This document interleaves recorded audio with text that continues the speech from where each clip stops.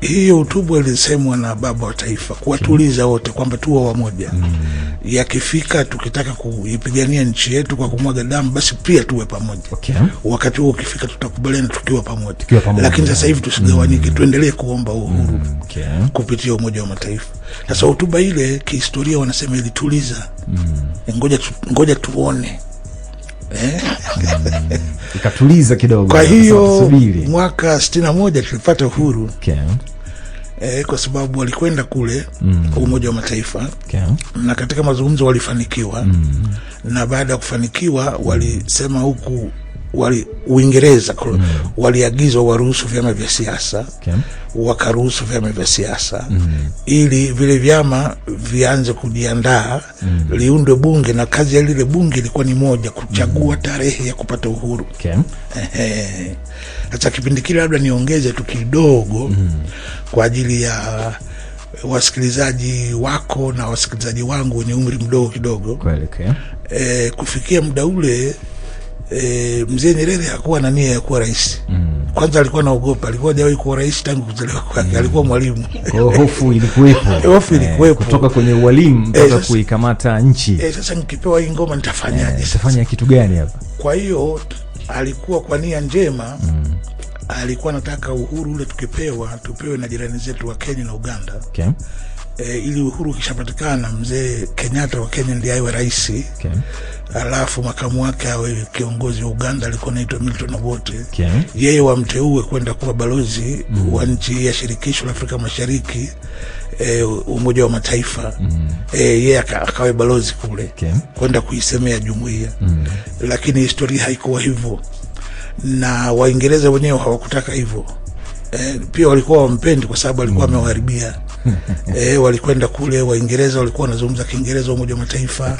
Naye pia alikuwa anazungumza Kiingereza, alafu anawazidi Waingereza. Alafu Waingereza wakueleweka, yeye ndo kaeleweka. Kwa kidogo. Kwa hiyo walikuwa wampendi, alafu wao wanasema sasa wewe sikiliza, wewe unataka nchi yako, sisi tutakupa mwaka 62. Subiri mwaka 62 tutakupa. Lakini mambo ya Kenya na Uganda inakuhusu nini?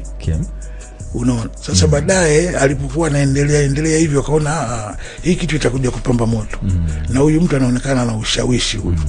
Unaona? Kwa hiyo akamwambia bwana, wewe tutakupa nchi yako. Walisema mwezi wa 8 mwaka 62, baadaye wakasema mwezi wa 6. Baadaye akamwambia oya, sasa hivi anayekuja kukupatia uhuru Malkia haji huko. Anakuja mumewe. Na mwaka kesho hata ana shughuli nyingi. Atakuwa kwenye meli ya kivita anazunguka katika Jumuiya ya Madola. Kwa hiyo fanya haraka, njoo hapa. Wakamwambia njoo hapa. Sema mbona bado lini? Sasa na alikuwa anaogopa. Akamwambia hakuna, njoo. Wakampeleka uwanja wa Uhuru. Uwanja wa Taifa pale Dar es Salaam. Wakamwambia wewe utasimama hapa saa 6 usiku, alafu hii bendera itashuka. Ya kwako itapanda, alafu kesho atakuja mume wa binti Malkia mfalme. Alafu tutakukabidhi nchi yako hapa. Basi wakawa 62 wametoka.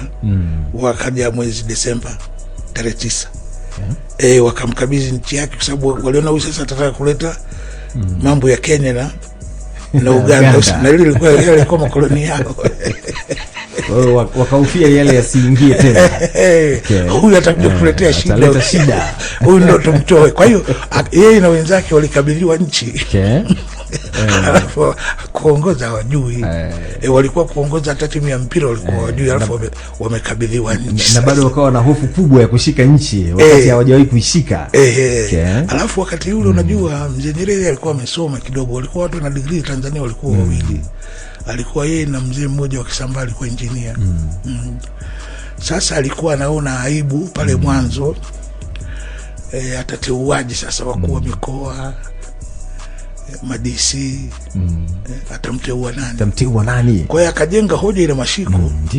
Alijenga hoja ile mashiko kwamba mnakumbuka wakati tunagombea uhuru, wananchi walikuwa wanatufuata kutueleza matatizo yao. Kwa DC walikuwa waende. Kwa mkuu wa jimbo walikuwa waende. Walikuwa wanakuja kwetu. Sisi sasa ndio tulikuwa tuna nguvu. Sasa tunapoingia madarakani, ile nguvu iko pale pale. Kinachobadilika ni rangi ya ngozi ya sisi tunaokuwa pale. Hicho tu, hakuna kitu kingine. Lakini yale mabavu ya serikali ya nini yako vile vile. Je, sisi tunaoingia huku tukiwageuzia au kibao hao wananchi watakwenda kusema kwa nani? Kwa hiyo walikaa kwenye kamati kuu ya TANU wakasema lazima tukiimarishe chama. Ili yakishindikana na sisi tukigeuka tukawa wabaya kuliko Waingereza, ndio basi waende kwenye chama ili chama kitukumbushe oya wanakuja huku kwetu kwenye chama na nyinyi ni serikali yetu. Kwa shtukeni pia kwenye upande huo. Sasa mimi sipendi kusema sana